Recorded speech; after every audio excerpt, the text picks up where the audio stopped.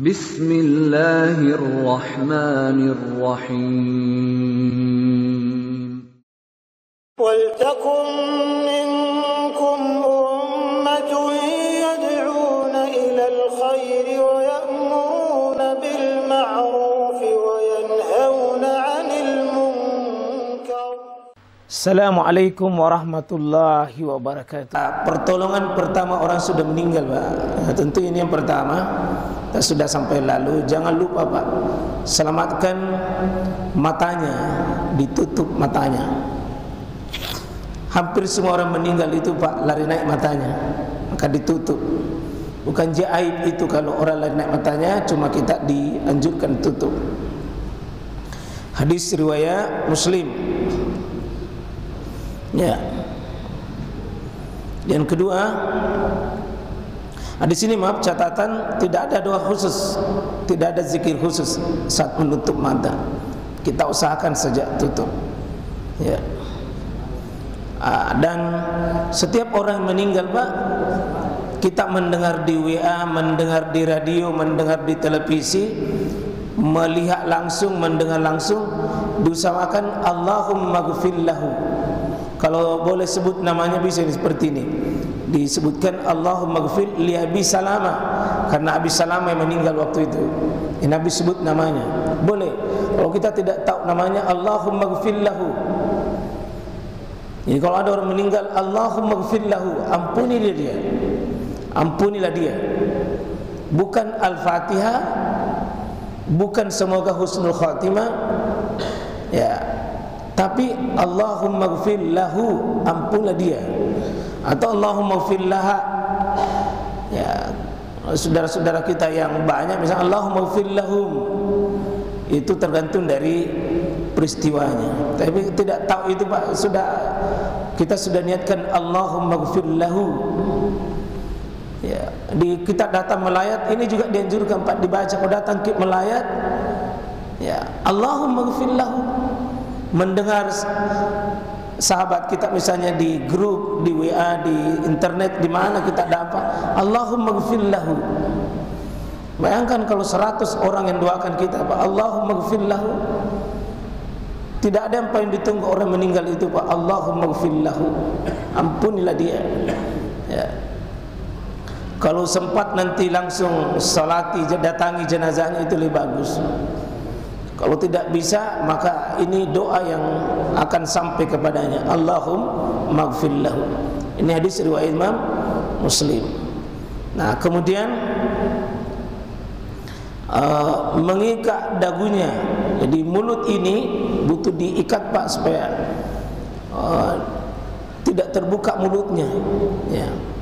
Jadi ditutup mulutnya, dikhawatirkan mulutnya terbuka ketika dimandikan dan ketika dipersiapkan, ditutup sehingga bersatu antara gigi dengan mulutnya itu, sehingga tidak bisa dibayangkan, Pak, kalau mata sudah lari naik, mulut juga menganga, baru kita tutup kain, baru sebentar orang buka, ya mungkin lari itu pengunjung itu. Tidak ada aturan di sini mengikatnya, tidak ada. Kainnya juga itu sangat longgar. Yang penting bagaimana bisa tertutup itu. Kemudian menutup dengan kain. Jadi kita buka semua dan lepas semua pakaiannya, sudah dilepas semua. Pakaian yang melekat pada tubuhnya dilepas. Nah, dengan sebelumnya tentu kita bersihkan duburnya lewat depan, lewat belakang, dubur dan dubur, depan dan belakang. Tak cebok betul, kita bersihkan. Ya, bersihkan semua yang bisa dibersihkan. Ini disebut dengan dimandi salah. Ini disebut dengan dimandi salah, Pak. Dibersihkan bisa dibersihkan. Nah, dibersihkan bisa dilapkan keringatnya dengan handuk-handuk basah. Ya, kemudian kita semprot yang harum, rapikan rambutnya, rapikan kumisnya, ya, potong kukunya, Pak, baik kuku tangan, kuku kaki, dan sehingga betul-betul ini bersih. Ya, kalau mau lebih sempurna, kasih setengah duduk dia, kemudian buka dua kakinya seperti posisi melahirkan, sehingga sampai ditindis perutnya, sehingga kotoran-kotoran yang mau keluar itu keluar. Pada saat dimandi sebentar tidak ada nilai kotoran itu, Pak. Sehingga betul-betul dibersihkan orang itu, dan sesudah itu sudah bersih semuanya, sudah diharumkan, ditutup lagi dengan kain. Kemudian mungkin bagian penutupnya ini istilah kain panjang. Hendaknya seorang muslim memiliki kain penutup bagian luar ini, Pak. Ya, kain panjang atau selimut yang bisa membuat si mayit ini itu dalam keadaan tertutup dirinya. Ya.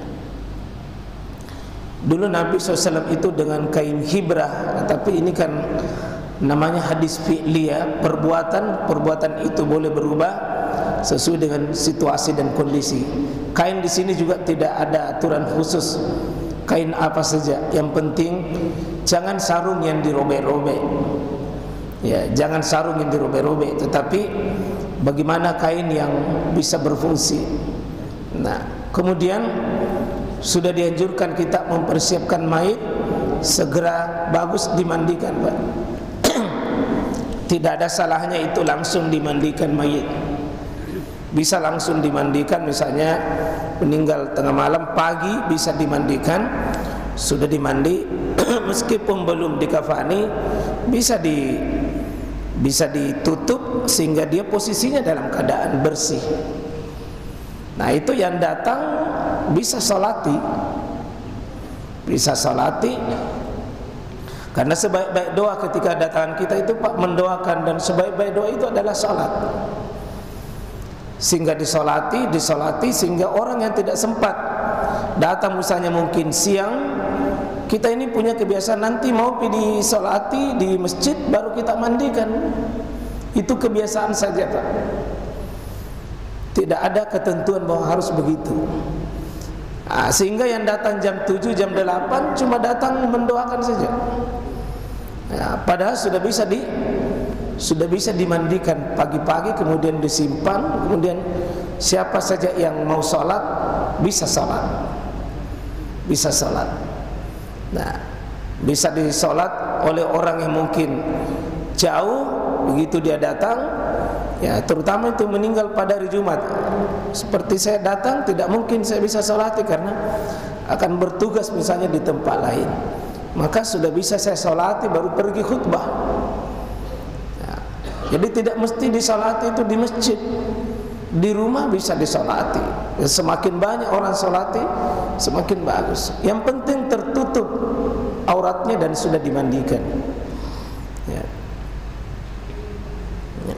Di sini, ya, Nabi Sallallahu Alaihi Wasallam percebutkan asri'u bil janazah, percepat pengurusan jenazah itu. Jadi segerakan pengurusan jenazah. Jadi ini disebut jenazah. Kalau ada orang membedakan, kalau belum dimandi disebut mayit, kalau sudah dimandi katanya jenazah itu batal dengan banyak hadis, Pak. Itu istilah yang dibuat orang tapi bertentangan dengan hadis. Karena di sini belum diapa-apai, itu Nabi sudah bilang persegerakan urusan jenazah. Berarti jenazah itu bisa sebelum dimandi, itu bisa juga jenazah namanya. Ada orang nanti disebut jenazah kalau sudah dimandi. Ini bukan begitu, Pak. Ini percepat pengurusannya itu jenazah. Percepat untuk dimandikan, percepat untuk diurus itu jenazah. Bahkan nanti dikubur, Pak. Itu Nabi tidak menyebut lagi, sebagian hadis menyebutkan jenazah, tapi dia sebut mayit. Padahal sudah dimandi, sudah dikafani, sudah isolasi, tapi Nabi masih menyebut innal mayyita, sesungguhnya mayit, iza udiya fil qabri, apabila diletakkan di kubur. Situ Nabi menyebut mayit, bukan jenazah. Padahal sudah dimandi, sudah disolati, sudah mau dikuburkan, tapi Nabi menyebut mayit. Berarti istilah orang memisahkan, katanya bisa ditunda kalau belum dia jenazah. Kalau belum jadi jenazah masih mayit, masih bisa ditunda. Itu istilah, Pak, batal dalam pendekatan ilmu hadis.